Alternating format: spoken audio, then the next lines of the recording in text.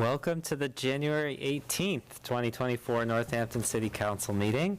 I'm Alex Jarrett. As City Council President, I'll be presiding this evening along with Vice President Rachel Maori. Glad to be with this meeting, and all participating in person and on Zoom will be audio and video recorded. Now call the council to order. Laura, could you take the roll, please? Councilor Dobbs. Here. Councilor Elkins. Here. Councilor Jarrett. Here. Councilor Labarge. Here. Councilor Maori. Here. Councilor Moulton. Here. Councilor Pastrich-Klemer. Here. Councilor Perry. Here. And Councilor Rothenberg. Here. Council President, you have a quorum. Great, thank you. So tonight we're going to have a presentation from our city solicitor on open meeting law, conflict of interest, and public records law. We'll also consider an order to replace the hot water heater at the senior center and a temporary order of taking to facilitate the construction of a multi-use trail within the Rocky Hill Greenway, and a couple of other items. Before I go through the public comment, let's see if anyone is on Zoom to give a public comment or in person. So if you wish to make a public comment and you're on Zoom, you use the raise hand feature, which is at the bottom menu by reactions. And if you're calling in by phone, you can raise your hand by hitting *9. And if you're having trouble raising your hand, you can turn on your video and wave your physical hand as well. Okay, seeing none, we'll move on to the fact that the meeting can also be watched on Comcast Channel 15 or by streaming on Northampton Open Media's YouTube channel. That brings us to announcements from councilors and the mayor. Who has an announcement? Councilor Rothenberg. So my first announcement is that the Ward 3 Neighborhood Association meets on the second Tuesday of every month at 7 o'clock on Zoom. You can Google us, Ward 3 Neighborhood Association, and you'll see the Zoom link right at the top of the page. It's a great place for you to talk with your counselor every month and just to talk with like-minded residents or not like-minded residents and really get into the issues that face Ward 3 and what we can do together to make it a better place. And then Councilor Perry and I would say sort of in our function as a Community Resources Committee members, have a special announcement to make about Winterfest, which is this weekend, Saturday, from 12 to 4 in Pulaski Park. Here it comes. All right. Throw it out. Ladies and gentlemen, we present to you Winterfest. All right. There will be free hot chocolate and judging of ice sculptures and even s'mores. And it's really just free and open to the public. So please come on down. I can report that's showing up very well on the. You got it. Yeah.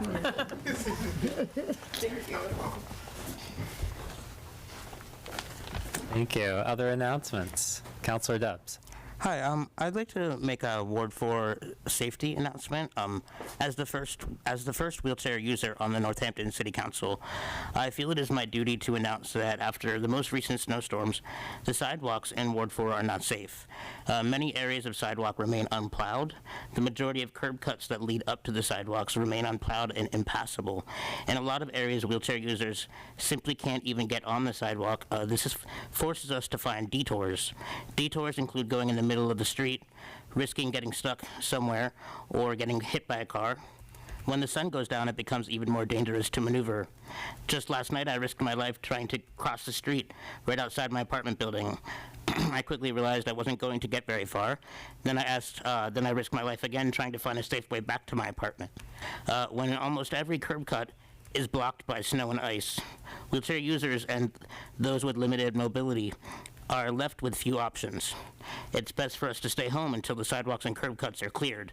I was lucky to get a ride from a fellow counselor to tonight's meeting, otherwise it would have been too dangerous for me to get here, and I don't live very far at all.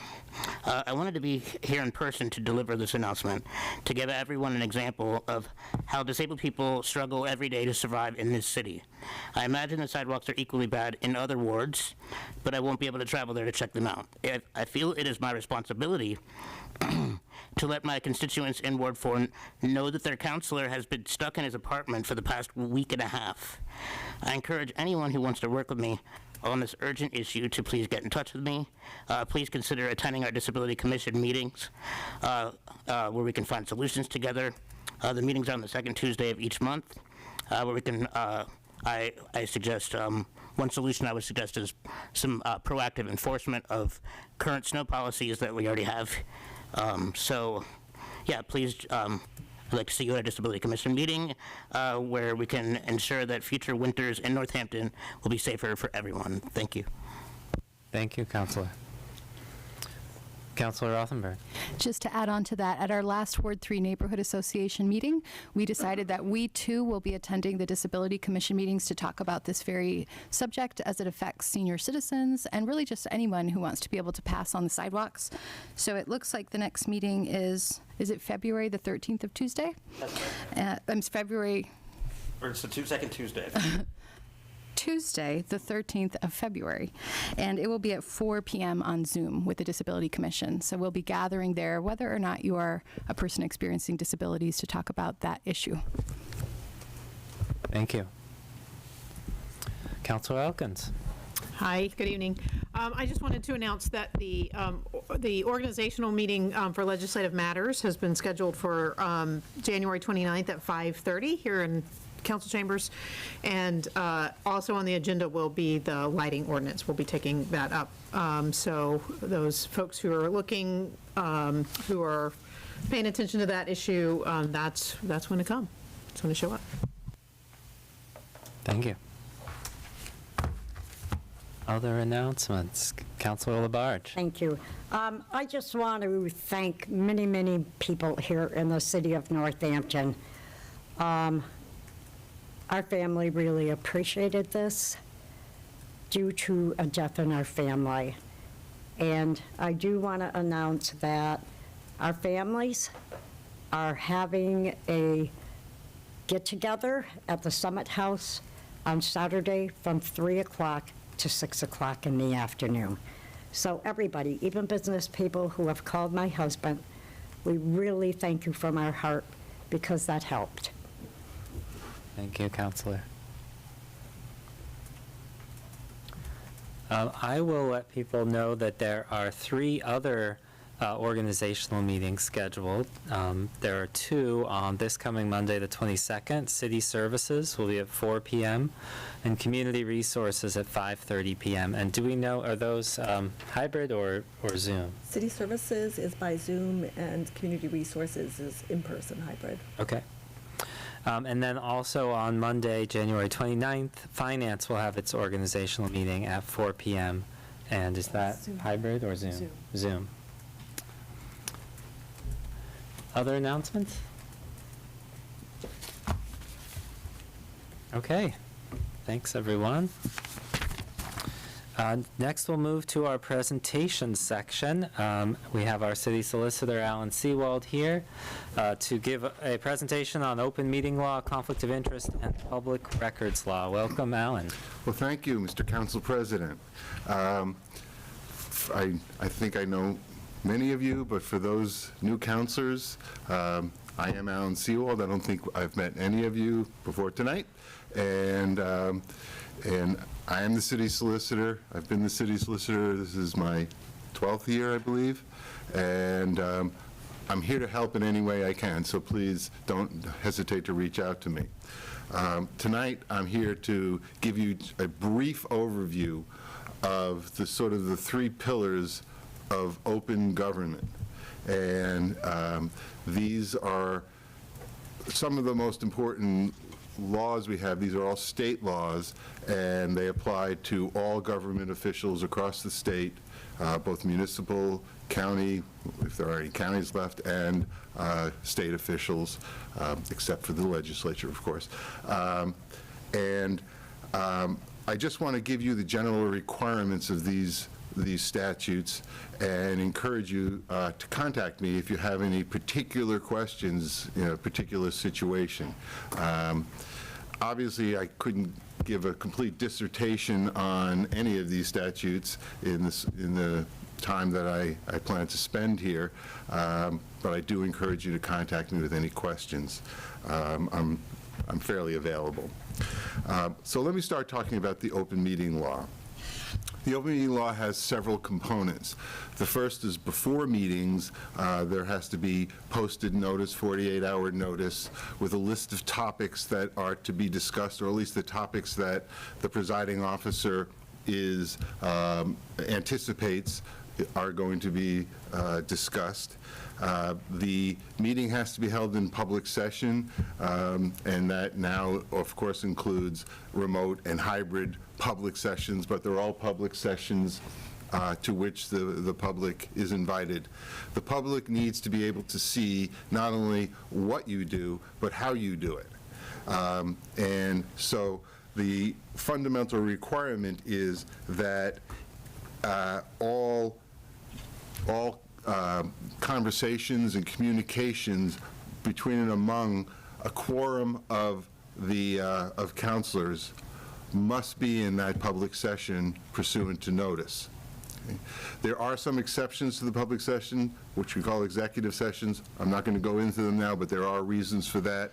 They're very limited, and and if there are any questions about that, I'm always available to discuss them. So I just want to talk about a few traps for the unwary. Okay? A communication among a quorum of the council does not have to happen all at once. If counselors A and B discuss something, then counselor B discusses it with C, who discusses it with E, and down the line, that serial communication is a meeting in violation of the open meeting law. So you have to be very careful about those kinds of serial communications. Reply all. When you get something from Laura or from another counselor, and I'll describe the kinds of things that you'll get, do not reply all to those communications, because if you express an opinion in a reply all to those communications, you've just violated the open meeting law, because you cannot express your opinion on a matter that is before the council or potentially before the council outside of a meeting. And reply all to all of the counselors is, by definition, communicating your opinion to at least a quorum of the council. That also means that no more than 4 of you can sponsor a measure. Okay? Once there are 5 counselors sponsoring a measure, it is a red flag that 5 counselors have spoken about this matter outside of a meeting. So limit your sponsorship of measures to 4. There are no secret ballots allowed. Okay? So all voting is in public, and the public has a right to know what your vote is. You should have received open meeting law packet from the city clerk. If you haven't, you should get it, because it must be completed within 2 weeks of the commencement of your service, so you should have that packet by now. And the council must keep it where the council keeps its records. So that's just an overview of the open meeting law. So I encourage you to limit your conversations, your communications, whether they're by email, by text, by telephone, in any form of communications. Be very careful not to step over that 4-counselor limit. The next thing I wanted to talk about is the public records law. As a public official, any document, whether it's electronic, on paper, is presumed to be a public record. There are exceptions to the public records law, as well. I won't go into those now, but your texts are public records, your emails are public records, notes you take of phone conversations are public records. Any document you keep or make or receive as a counselor are presumed to be public records, and they need to be maintained. So the fact that that electronic records are public records, I encourage counselors to use either the city email or a separate email account for your city business, because your private email is subject to search under certain circumstances looking for public records. And if you use the Northampton MA email system, we have an IT department who can do very easy searches in that email history that they can't do in your private email. So I would encourage you to use the Northampton MA email, or at least use a separate email account for city council emails. Think carefully before you create a record. That's all I'm going to say. Just think carefully before you create a record, because they may very well end up in public. I will tell you that the Secretary of State's policy is to believe you if you say that there is no record that complies with a request, but if they have reason to believe that you're not being forthright, they will seek the necessary permission to get into your email. So this is just an important point, to keep your email separate and to really think carefully about the records that you do create.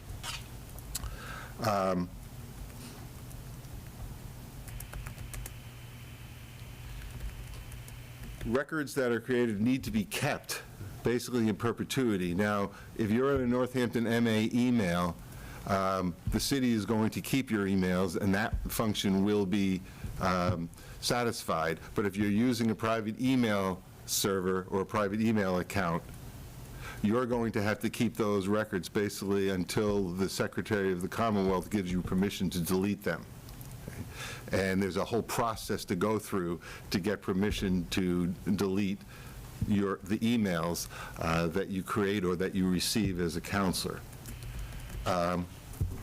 Before I move on to the conflict of interest, are any questions about open meeting law and public records? Some of this is going to be dealt with, at the administrative level, usually by Laura. She'll post notices for the open meeting law and that sort of thing. And as I said, IT will keep your emails if you're using the system.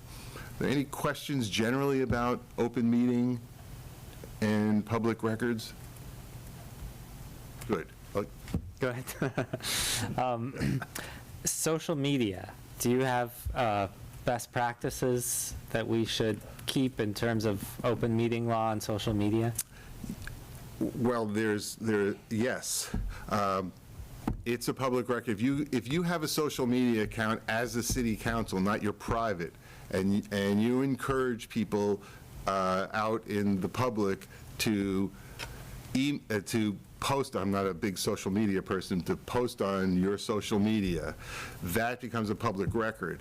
It also means that you can't exclude people from posting on your social media.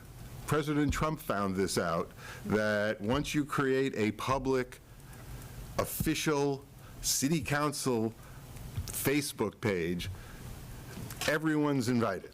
So just keep that in mind. And so thank you for bringing that up. They are public records, and they're treated just the same as any public record. Councilor Maori. Thank you. Yeah, can you clarify or tell the councilors about Google Drive, Google Docs from your city account? Yes. That comes up. That does come up. You cannot use Google Docs outside of the meeting and have people editing Google Docs outside of a meeting.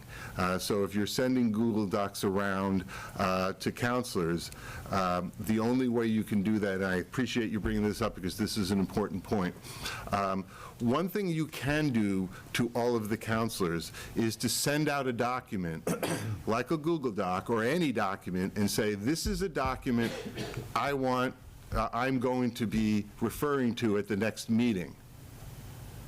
But the key here is that none of you reply to that or express your opinion on that document. And so a Google Doc is a particular problem because they can be edited, and they're being edited outside of a meeting by, after being sent around. So that's a no-no. Did that address your concern? Yes. So Google Docs are a particular issue that have a recent issue, but that is an issue. So I would encourage you, and I know that Laura does this routinely, that when she sends out documents or schedules, just administrative emails, she does usually, I believe, Laura, tell me if I'm wrong, she does remind you not to reply all. Not as often as I should. A clarifying question about that. The key is edited by a quorum of counselors. So if we're working on a resolution together, we can use Google Docs, those of us who are sponsors, to edit this. That's true. As long as it's not a quorum, the open meeting law only applies to deliberations among a quorum of the body. So as long as there's no quorum, there's never a problem. 4 of you can talk about anything you want to talk about, but when you get to the 5th, that's when it becomes a problem. And so I was referring to a Google Doc being sent around to all of the counselors or to a quorum of the counselors. So none of what I said applies to less than a quorum. Other questions about open meeting law or public records before solicitor moves on? So let me talk about the conflict of interest law.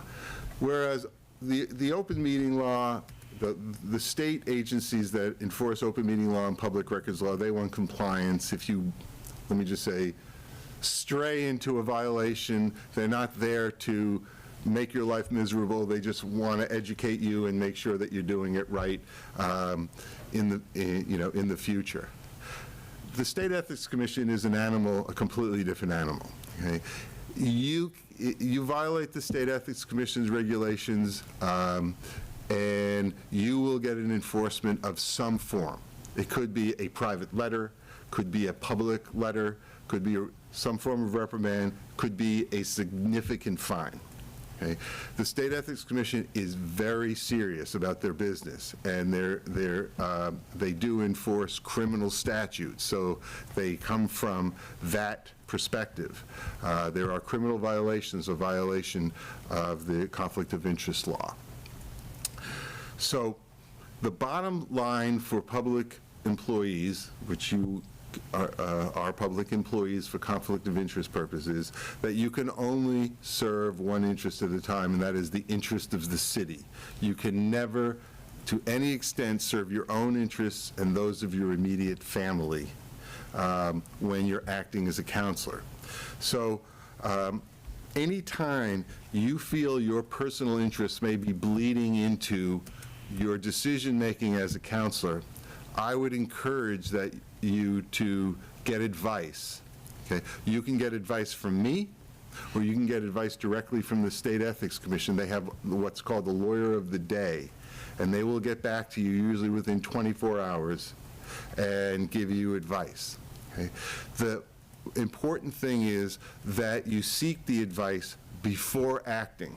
Okay? If you act and then go, oops, and call the State Ethics Commission and say, I think I violated the open meeting law by, they'll say, hold on, I'll send you to the enforcement division. Okay? You're not going to get the lawyer of the day. You're going to get the enforcer of the day. And so it's really important that you ask before acting. Okay? And, these things can crop up in unexpected ways, so be vigilant and don't hesitate to contact me if you feel comfortable with me or the State Ethics Commission. For me, this is a great priority. I want to make sure that none of you are stepping in it, because there are consequences. So, and let me also say that if your participation in a matter is prohibited, that doesn't mean you can't vote on it. That means you can't participate in any way, and you need to step away from the table.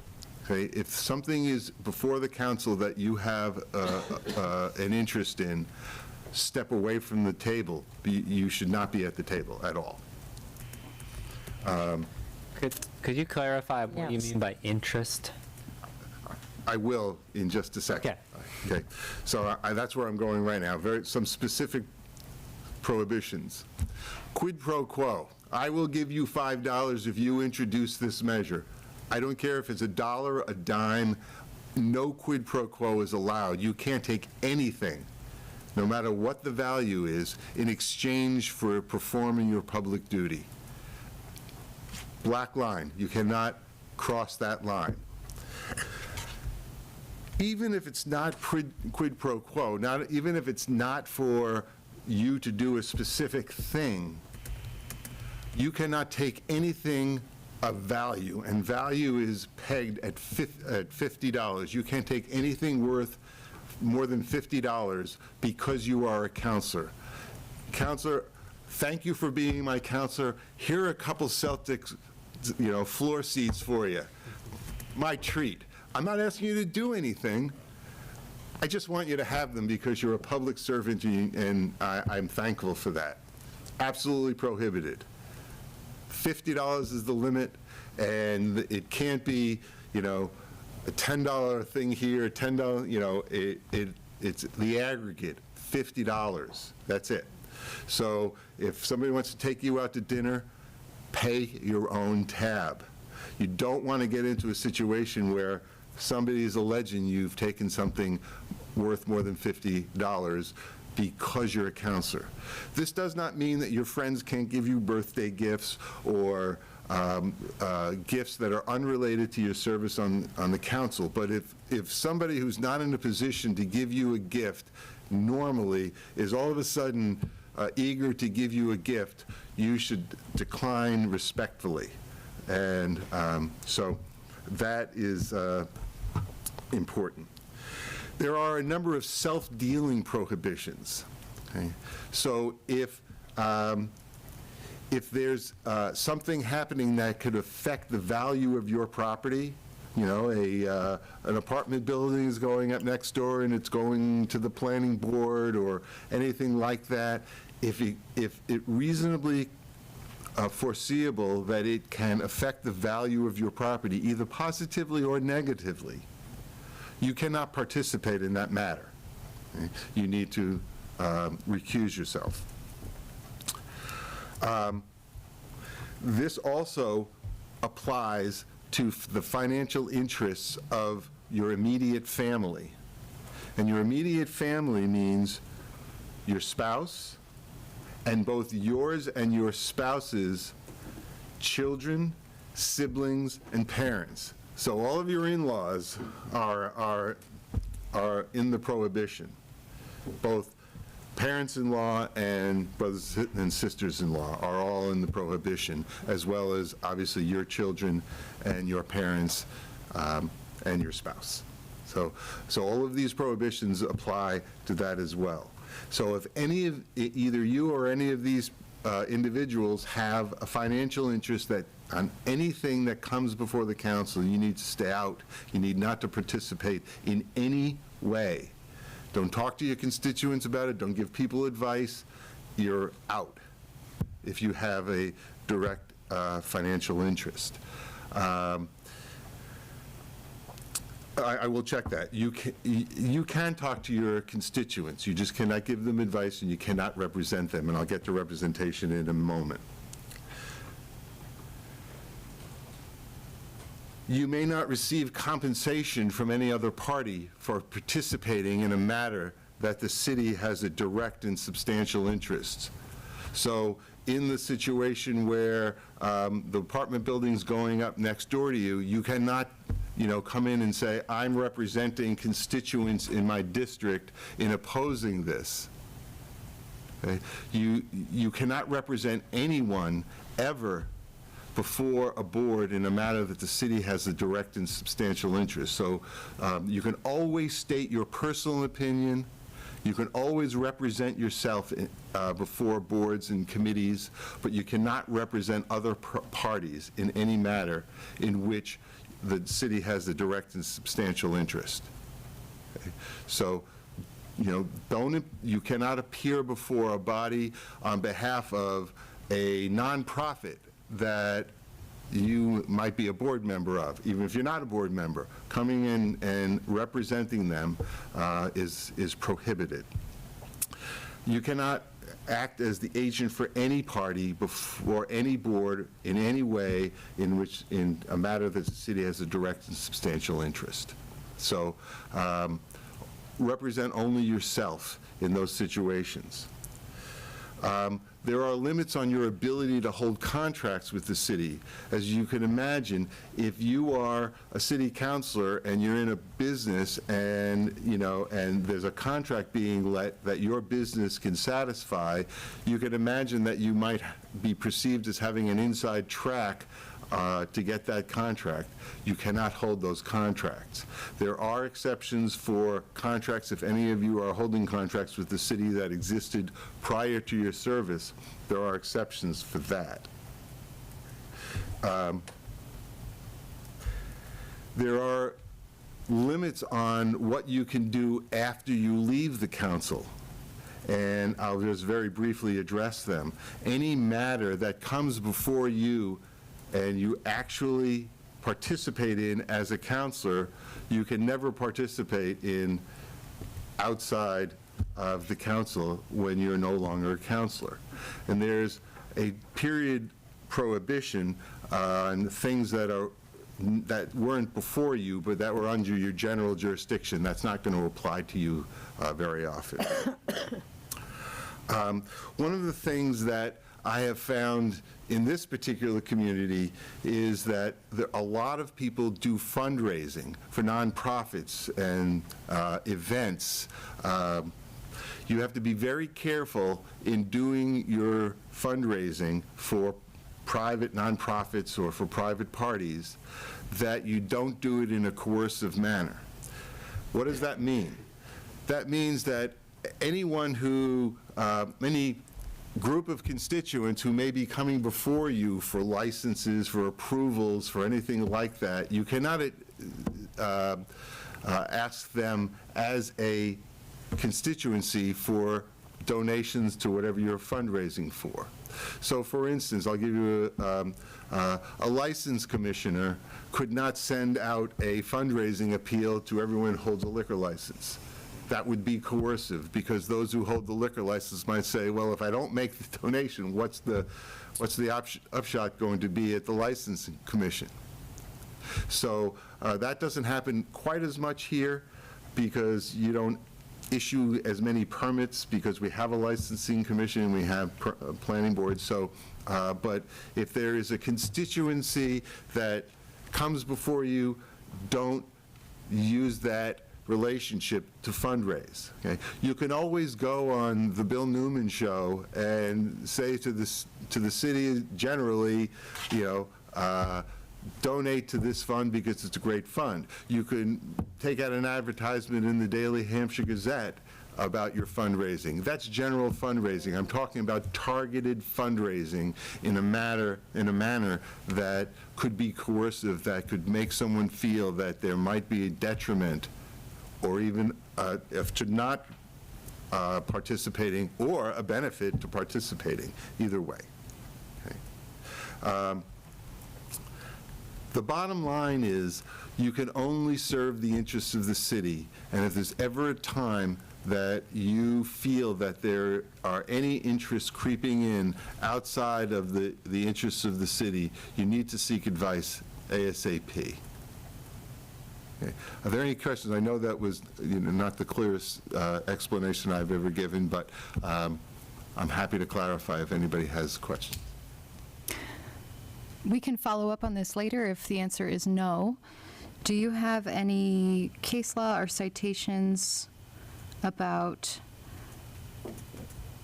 not representing constituents on an issue that is against the interests, substantial interests of the city?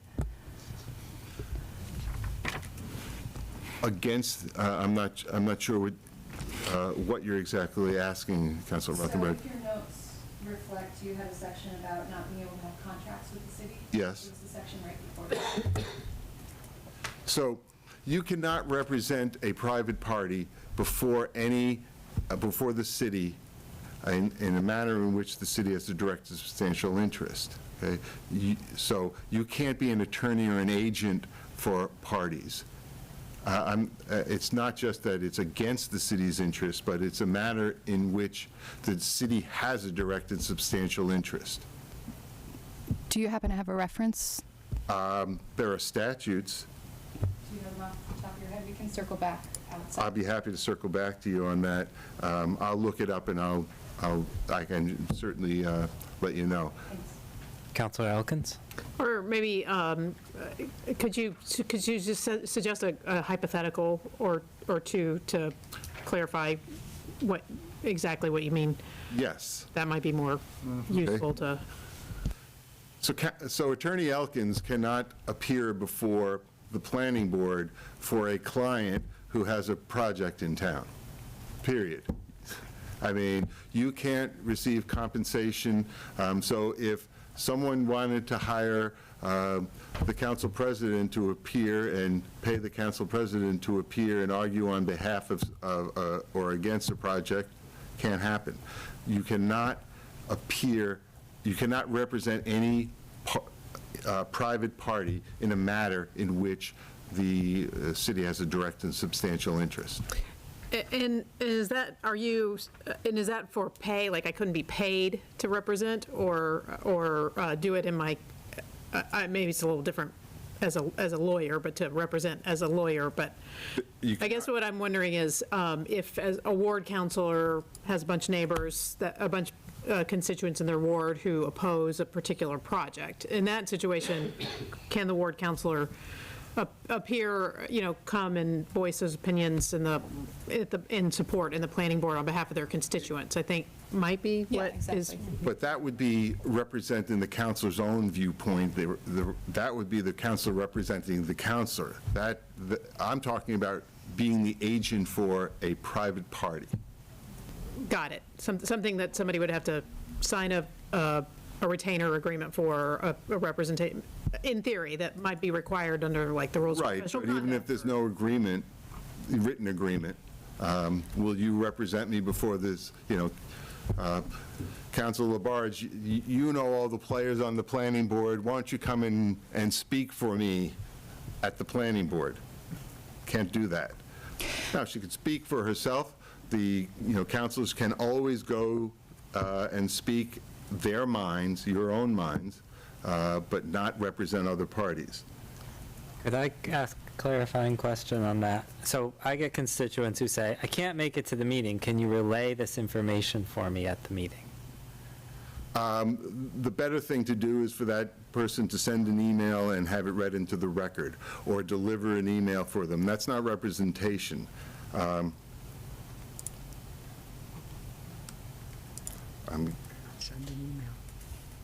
So it sounds like Counselor Rosenberg. what you were saying was that you can't use representation of constituents as a veil for a personal interest. But what it came out as verbatim was more, you can't represent constituents. You can only say your opinion. So I just wanted to clarify that. So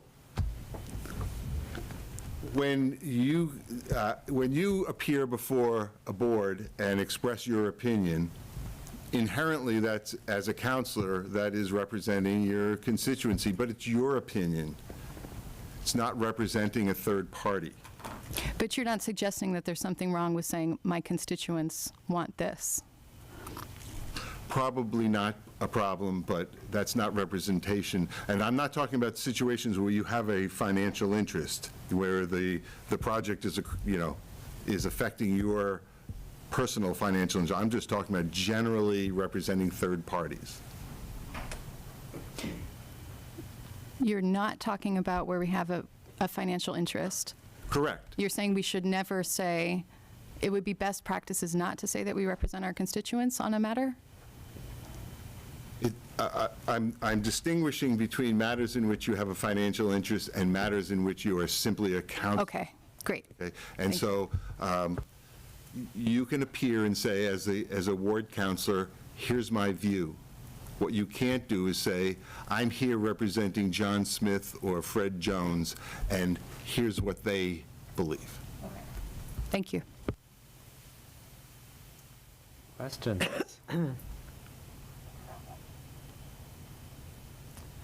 I have a couple. You mentioned notes are a public record. Private notes, like if I'm jotting something down, Private or notes. many of us are jotting Yeah. things down, we're not showing them to other people, are those a public record? Some private notes are a public record. Notes that are used to develop your policy positions are not public records, okay?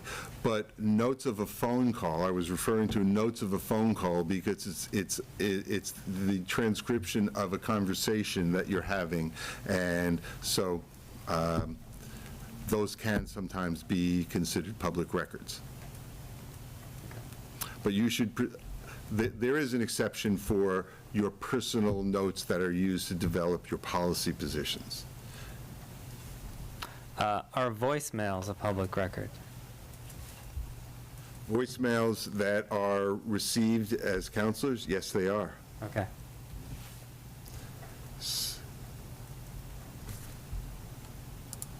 Other questions for Attorney Seawald? Counselor Mary? Yeah, I found this helpful when I was a new counselor, Solicitor Seawald, if you could address newsletters, server groups that counselors might have when they send out, news blurbs from their campaign email, that it's best to use their campaign email and not do that from their city email. That's right. You should, for private, for your constituent services, you should, and let me back up. Good point. Your campaign, you cannot use any public resources in your campaigns. Now, obviously, you can send out newsletters on your city email if they're just updating your constituents on the happenings of the city. But if you're campaigning, you're not, you're in the political process then, you're in an election process, and you can never use public resources to influence an election. This is not conflict of interest law, this is campaign and political finance law. So you can never use your public email or any resources in your campaigns or in any way to influence ballot questions. That brings up another question, though, about ballot questions. Are we allowed to express our opinion about a ballot question? Like, say there was a ballot question coming, and could I, in the course of business of a meeting, express my opinion about a ballot question, or send out an email that was, it sounds like I can't use the city's email to send it, No. but in a meeting, can I express my opinion on a ballot? You always have the First Amendment right to express your opinion on anything, any public matter. And so, yes, you always have the right to speak. You have the right to speak as a counselor. You have the right to speak as a citizen of the United States. You always have a right to speak. What you can't use is public resources to broadcast that message. Thank you. Other questions? All right, Attorney Seawald, I want to thank you very much for scaring us, informing us. Even an override. Yeah. I want to thank you all for serving. For those of you I've worked with in the past, I look forward to working with you in the future. And to the new counselors, please, really don't hesitate to reach out if you have any questions or any legal issues. That's what I'm here for. All right, thank you. Thank you, Al. All right, next we come to the consent agenda. So I am going to read the items on the consent agenda, and if there are any that people would like me to remove, then we'll remove them, and we'll be able to discuss them only if they are removed. So the items are the minutes of the January 3rd organizational meeting and the January 4th, 2024 regular meeting. And 24.004, the appointment of Kala Fisher as auditor for referral to city services. Are there any removals? Seeing none, is there a motion to approve the consent agenda? Move to approve the consent agenda? Oh. Motion made by Councilor Perry, seconded by Councilor Labarge. There's no discussion on the consent agenda, and since we're all here, we can do a voice vote. All in favor, say aye. Aye. Any opposed, any abstentions? So that passes unanimously. Next is financial orders. 24.006, an order to appropriate $34,057 from stabilization for a heat pump hot water heater at the senior center. And is the mayor or Charlene Nardi here to speak to this? Director Nardi is on Zoom, I believe, and actually, I think also, I don't have Zoom on, so I can't see. I think Director McCarthy might also be on? Yes, I see them both. Okay. So this, this is one of these unforeseen or emergency situations that happen, which, they arise, and it's one of the reasons why we have reserve funds. So this was a situation that happened at the senior center recently where there was a failure of the water heater, and we needed to replace it for the functioning of the senior center. So Director McCarthy can speak to the specifics of what is being replaced, and Director Nardi is also there if you want to talk about any of the financial parts. Great. I would appreciate knowing the technology of what a heat pump hot water heater is as opposed to other forms of a hot water heater. So one of the things we're doing is we're replacing it with an electric version of the water heater. So we are replacing it with a more sustainable technology than what was there before. And Director McCarthy can talk to this. What we had there when it broke, we discovered could no longer be fixed. The parts were no longer made. So we had to come up with a new system. And I know that he worked with Director Collins to figure out what would be the best replacement. Are there specific any questions for either of the directors or the mayor about this?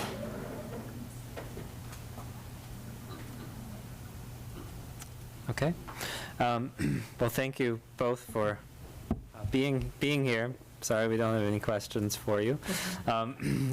So this is a financial order, and it's in first reading.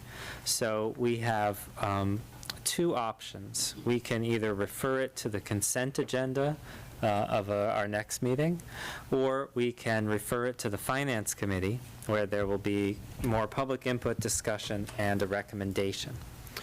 Councilor Elkins. Move it to the consent agenda. Second. I second. Motion made by Councilor Elkins, seconded by Councilor Maori to refer this to the consent agenda of our next meeting. Is there any discussion on that? Councilor? Yeah, I just wanted to check. You did not request No,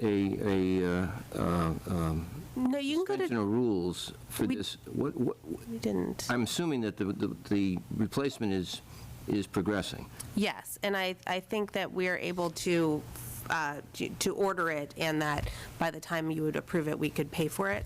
But Director Nardi could answer that question. So yes, we actually, Director McCarthy used his budget to cover it so he could actually put the contractor and start the work. And then as soon as we get the appropriation from the council, we will move that contract and amend it for the correct account number to pay for the invoice, which, as the mayor correctly stated, will come after the vote that you have. Thank you. Thank you. Councilor Rothenberg. I would just assume that as you guys are looking at the next budget in the Finance Committee, you will be thinking about emergency costs and repairs that come up and whether these should be included in projections, yeah, whether or not it gets referred now. Would that be normal course? So normally something like that, if we could have anticipated that this was going to happen, it would be a capital improvement that would have been built into the budget. Does that answer your question? No. You're asking if the Finance Committee is looking at unanticipated expenditures like this? Yeah, will you guys be tracking patterns of the types of unanticipated costs that come up when you think about your future budget without having to refer it in this instance, but it will be part of your discussion, I would assume? I haven't been on any of the finance committees before, so. I mean, we certainly could do that. Something we could discuss at finance. Okay, I would just just to approve it clarify- with that recommendation. Mayor Chair? So just to clarify, the Finance Committee doesn't create the budget. So if you're interested in keeping track of something, that's one thing, but the Finance Committee doesn't create the budget for any of the departments. Have a pivotal role in prepping us for our budget discussions. Go ahead.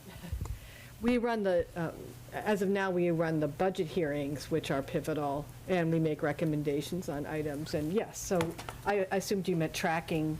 We could certainly, that's something we could do is track unanticipated expenses. And, yeah. Any other discussion? Seeing none, since this is a referral, we can do a voice vote. All in favor, say aye. Aye. Aye. Any opposed, any abstentions? So that will appear on the consent agenda of our next meeting. That brings us to our last item on the agenda, 24.005, an order authorizing temporary construction easements for Rocky Hill Greenway. And is there much believe Director detail in here? I'm just bringing up the order.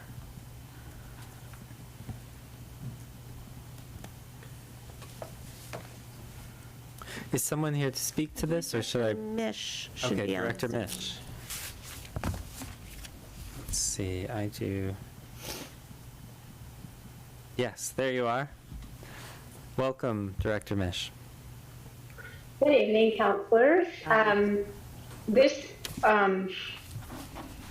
small taking, what's referred to as a taking, is for the purposes of construction for the shared use path. And I don't know if you all, many of you may not realize where this project is located and how long, what the history of it is. I can show you on a map if that would be helpful, just to show you exactly what we're talking about. Mm-hmm. Yes, that would be great. So, okay. So let me just get this out of here. So basically, this is, I just called up a map here. This is the jail here. This is Ice Pond Road.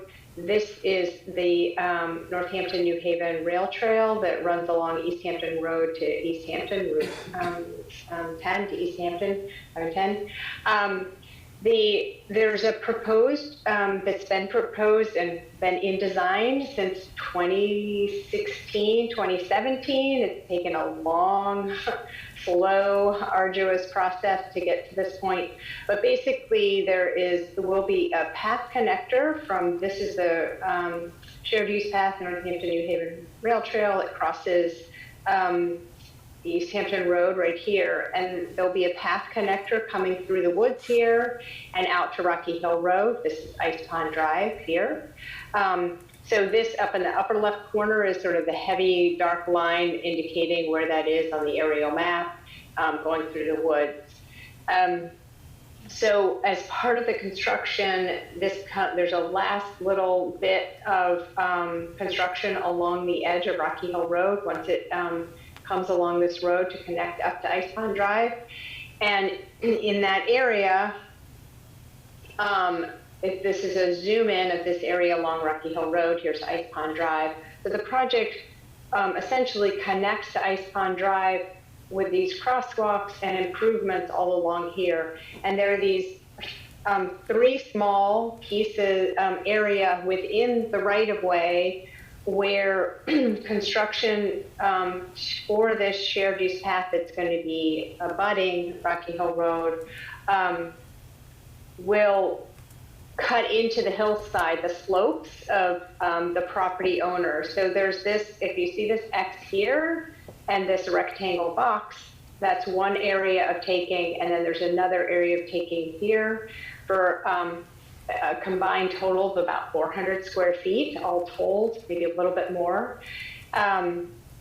The purpose of that is really just a 5-year window in order to accommodate the construction. And so it's not actually going to be on the property, private property side, but it'll just be sort of feathering back, grading, and other parts of the construction will be along in front of those 2 properties. And so in order to complete the project, it's required that we undergo what's called a taking, and it's temporary taking, and we make a payment to the property owner.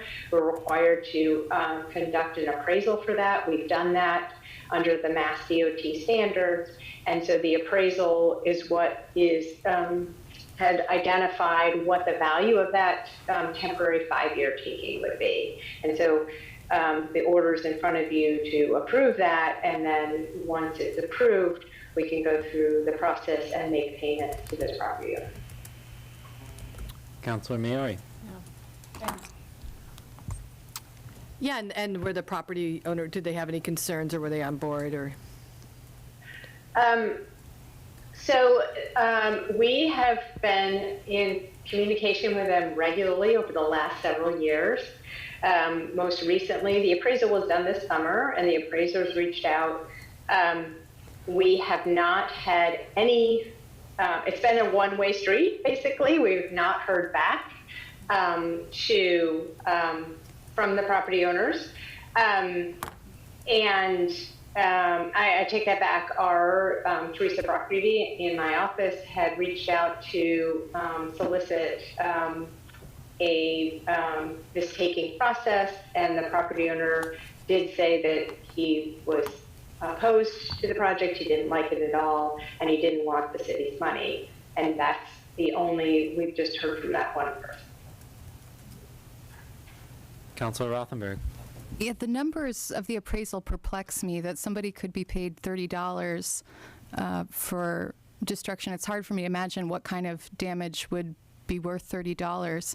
And I wonder if as a council we'd be privy to documents pertaining to the appraisal and pertaining to communications with the property owners? Absolutely. We have all the documentation from the appraisals. They're on, I believe they're in our Laserfish files now. We have all the written communications with the property owners over the last couple of years that is also available.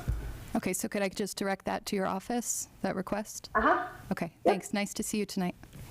Yeah, and I would note that there is no request to suspend the rules, so we will have 2 weeks before we vote on this. So there will be time, if you have any questions, to reach out to Carolyn's office. I'm going to talk to Karen. Councilor Labarge. Carolyn, I have a question. When you're talking about Ice Pond, I've been there several times in that development area. What does the Ice Pond have to do? Are you talking about when you're coming around the cul-de-sac, there's a couple of houses on each corner down there, and then it goes into the woods? So this connector path will actually connect to that shared use path that already exists at the end of the cul-de-sac. And but this path is farther south. So it's coming from East Hampton Road through the woods to Rocky Hill Road, then along Rocky Hill Road, and then new crosswalk markings will be added at Ice Pond to safely connect to Ice Pond, so that then people can continue and travel on and ultimately get to Florence Road. So Okay. basically, all those neighborhoods between Florence Road and Rocky Hill Road will then be connected, could be connected to this Northampton, New Haven trail and either shared use path and either go into downtown Northampton, go to East Hampton. So it's really sort of opens up that off-road safe network for people to access either by walking or biking or rolling, whatever they desire. Okay.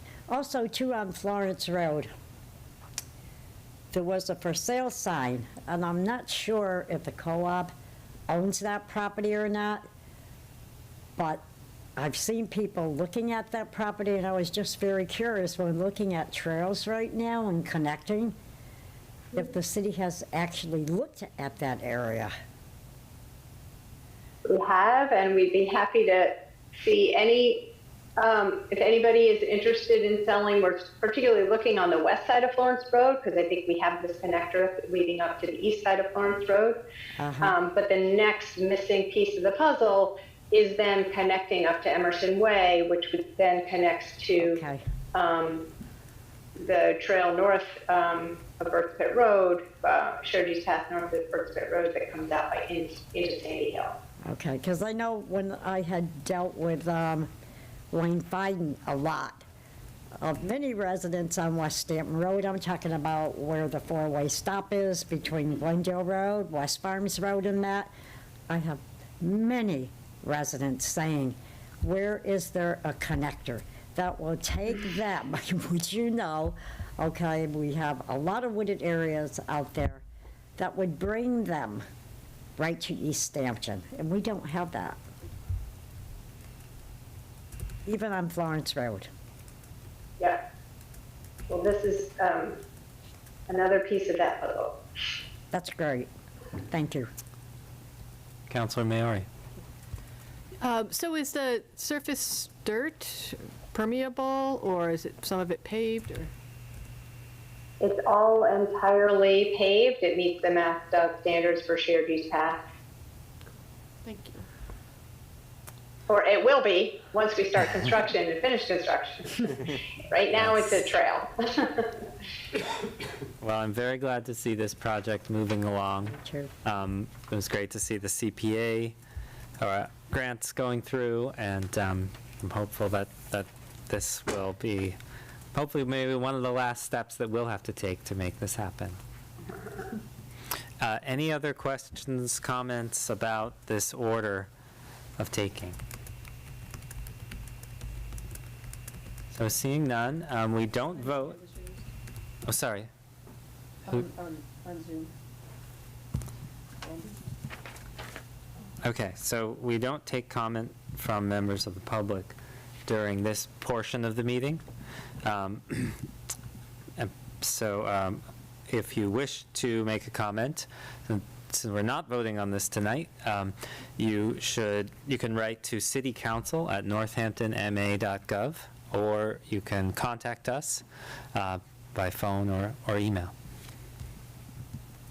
So since we're not taking a vote tonight, we simply move on, and this will appear on the agenda in 2 weeks for a vote. Which brings us to adjourning. I'll make a motion to adjourn. Second. Motion made by Councilor Perry and seconded by Councilor Labarge to adjourn. No discussion on adjournment. All in favor say aye. Aye. Any opposed? Any abstentions? We're unanimously adjourned.